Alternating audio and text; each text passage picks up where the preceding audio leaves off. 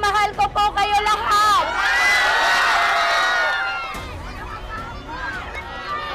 Bawi po ako sa inyo sa victory party. Sa victory party, babawi ako. Sa team ko po, kasama ko po ngayong gabi ang buong team ko po. Lalong-lalo na, kasama ko po si Tito Gemong de la Cruz. Gemong de la Cruz po, number 8 sa balota. Kasama ko rin po ngayong gabi si Consial Edong Gutierrez, number 14.